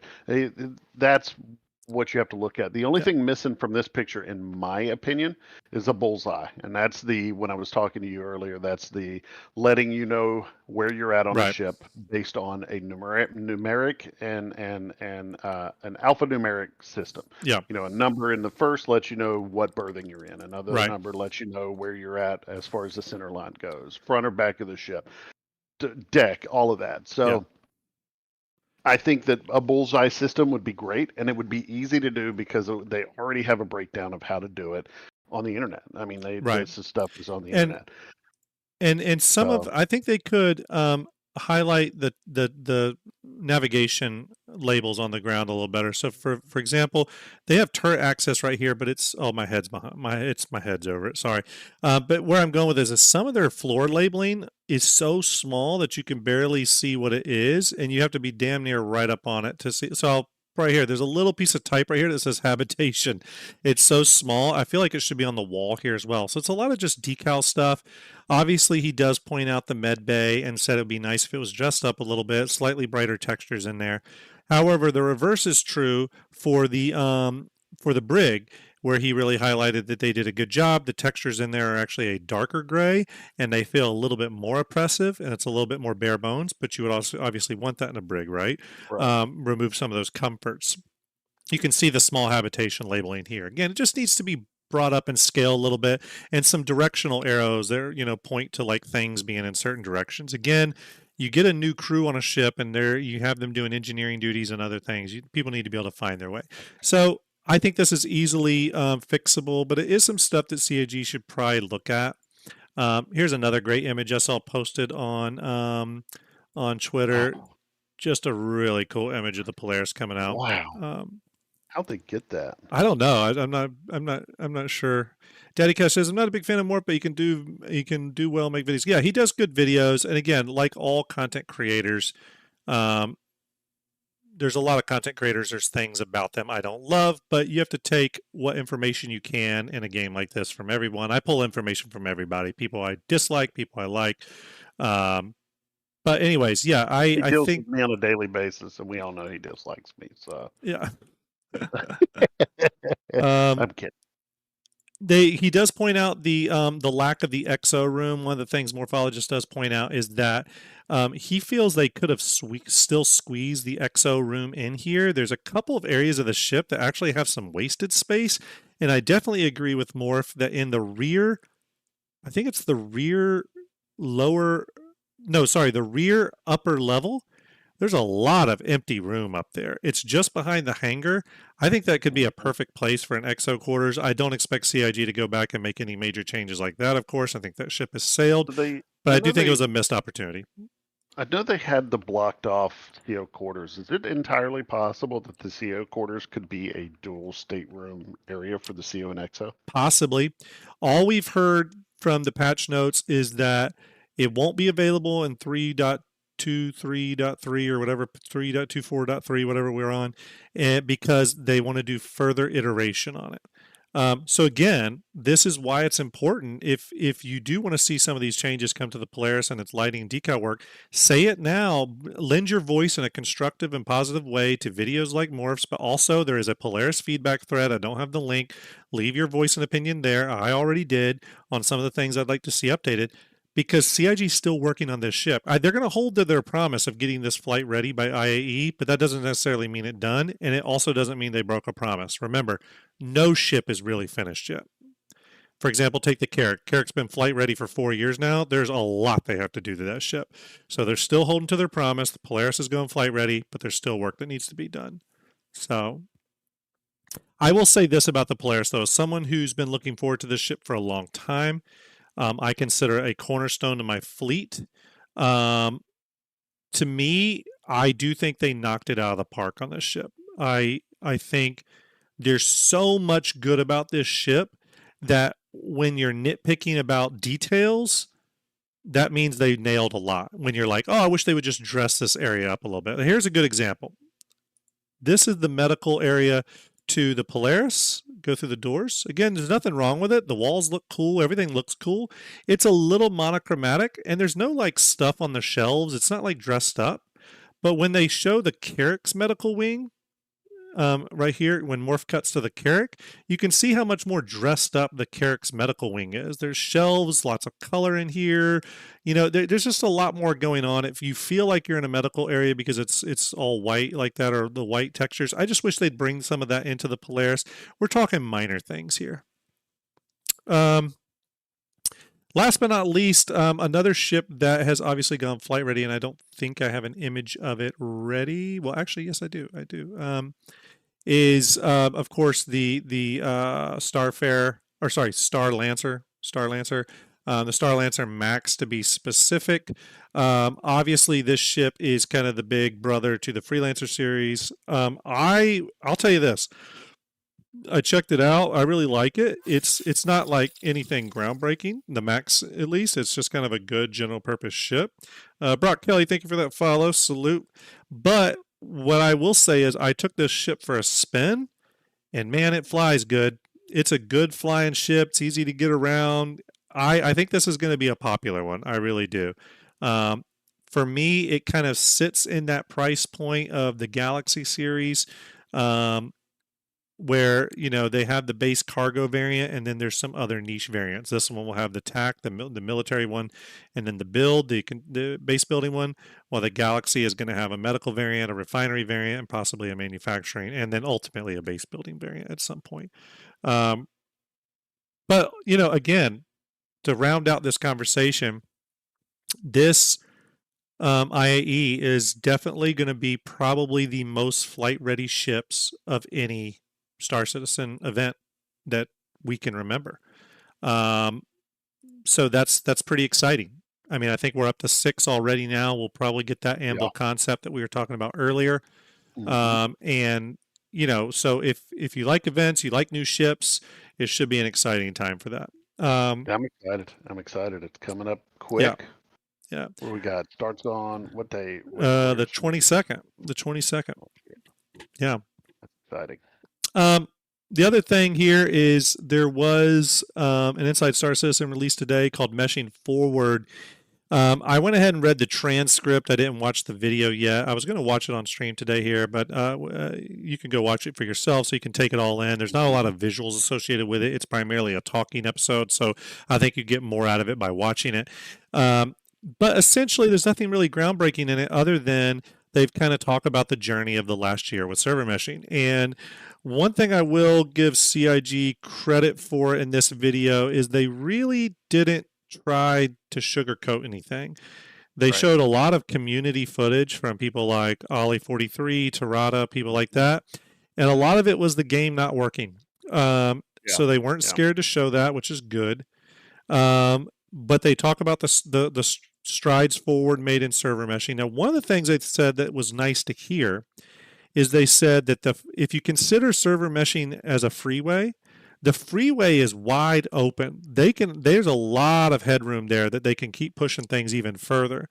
The bottleneck to server meshing is not the highway, it's the on-ramps to that highway. That's the analogy they use.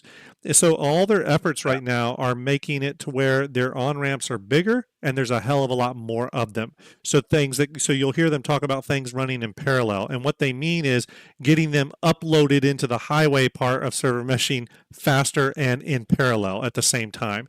So that's where a lot of their work seems to be going.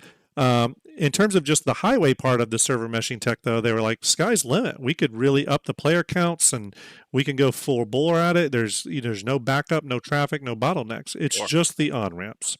One of the things they mention about that, so in reading through the transcript, I think the first thing that stuck out to me is that this is a good diagnosis. They kind of go through the diagnosis of it all, and when you're done, you're like, okay, that's the problem. That's the diagnosis. What I think it was lacking is any sort of prognosis, right? So, like, what's the next 6 months look like for server meshing development? They don't really go into any of that, so you're not going to get any big revelations like them saying we're 3 months away from being able to test this. They're not doing anything like that. But what they did say that that they're working on, oh God, what is it? I want to make sure I say it right here. Bear with me, everybody. You're good. Bear with me. They do mention, let me see if I have it. I may not have it up and ready, which is fine. They mention some stuff that they are working on. Oh, here it is. Here it is. Binds. So they're putting a lot of effort into binds, which are supposed to allow for a lot more parallelization and stuff, and parallelization of variables and synchronizing those variables across server nodes. That's where they're putting a lot of their effort into right now. And they're saying that the whole binds tech should really increase the capabilities of server meshing. So that, again, that is where they're focusing on. And that's sort of the only prognosis talk that they had during during this episode, where they talked about what they're working on to get server meshing better. The most of it, though, 90% of it is just saying, this is what we went through for the last year. Here's the problems we had. Here's the successes we had. Here's where we're currently at. 90% of the episode is that, and then 10% is a few things like dirty variables and binds are the two things they mention in regards to things they're focusing on for further improvement. Again, all you can really do in that regard is cross your fingers and say good luck and cheerlead them and hope that they solve these problems. I'll say that Benoit has been very good about posting summaries of each of the server meshing tests, the good, the bad, the ugly, for everyone to see. I really appreciate that. I like seeing what works, what doesn't work. I don't expect CIG to just totally know how to solve this problem. I think they're just going to they solve one problem, then a new one pops and do solve that problem. It's just they're going to chase it for a while, and we've just got to be patient. It's all we can do. Other than that, just pour some gasoline, light a match, and walk away if that's what you want to do. Otherwise, it's just one of those things where we're just all going to have to be patient and hope they get through it. Yep. For me personally, I think a good end goal for CIG, and I'm not saying for 4.0. Personally, I think 4.0 needs to be 250 to 350 players on a shard. I think that would be fine. For Star Citizen 1.0, I think CIG should aim for 1,000 people a shard. Now, I've heard things from both CIG and some like behind the scenes people that they're aiming for multiple thousands for Star Citizen 1.0. Me personally, I'd be fine with 1,000 people. And the reason is that if I want to get into something like a giant fleet battle that needs more than 1,000 people, CIG has already said we're going to be able to do instanced fleet battles, which to me is going to be a better experience anyway. So, for example, here's the way I would love for them to do instanced fleet battles. And Andrew, I don't know what your opinion is on this, but let's say you're flying around in a Polaris, and let's say you've got 2 ships flying with you, people in your org.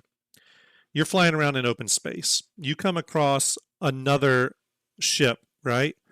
And and we're talking an uncontested zone here, okay? Not an open PvP zone, just a regular area, like locked down, like an area of Castra or Stanton. Yeah.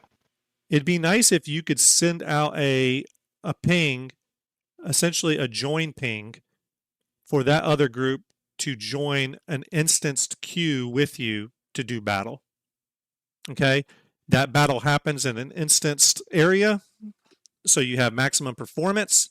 And then whoever is the victor of that battle can reap rewards or benefits that carry back over into the live open world environment, right? The ability to go to that instanced area and scavenge items and stuff. That'd be a good one. That'd be a real good one. So you can reap those salvaging things. Sure, I can see.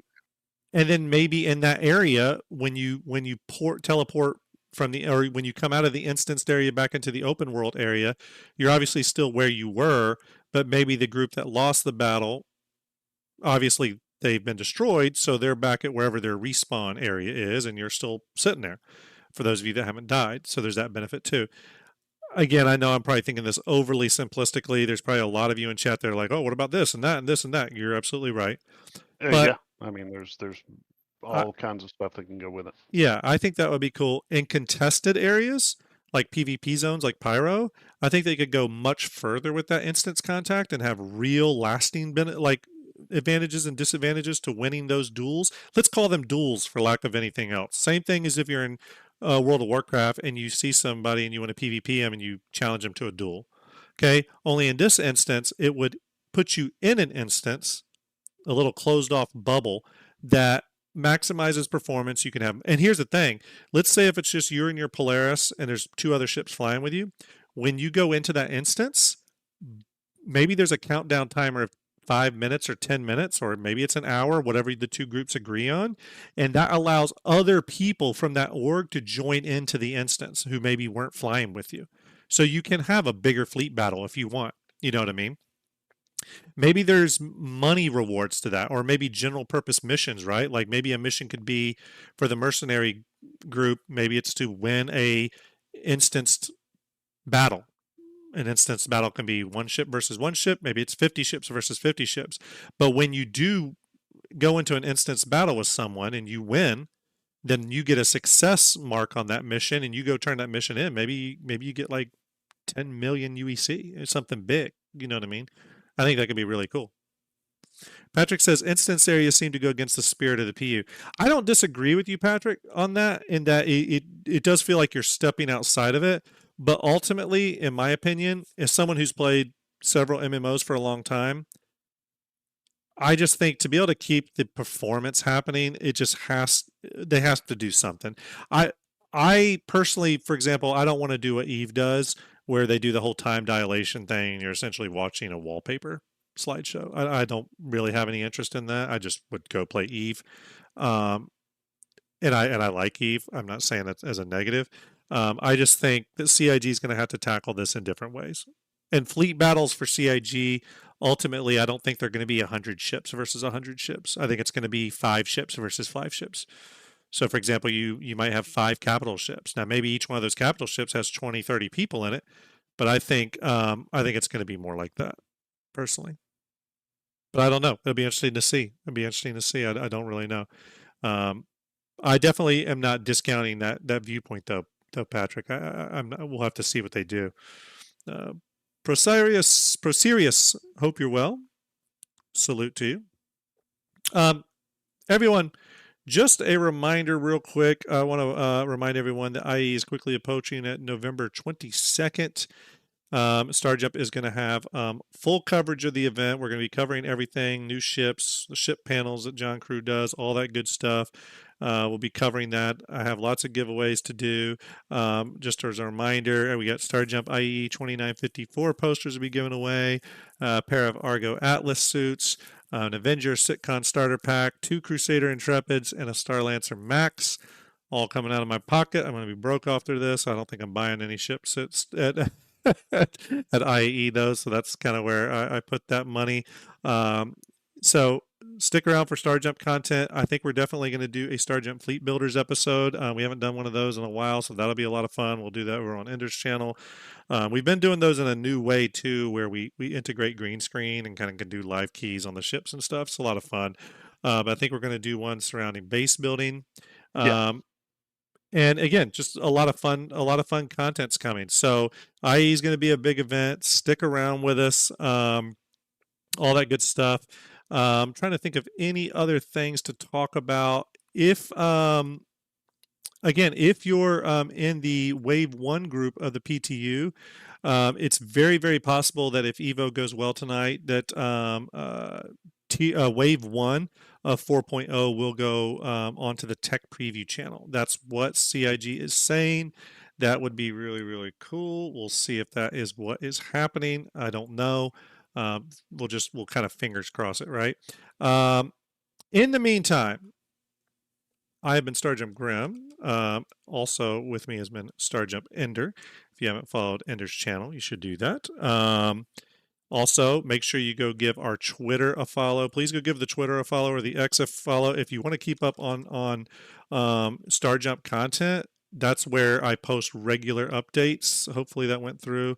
Definitely go follow the YouTube as well. I'm really trying to build up the subscriber count over there so that we can possibly thank you so that we can possibly get that came in twice, everyone.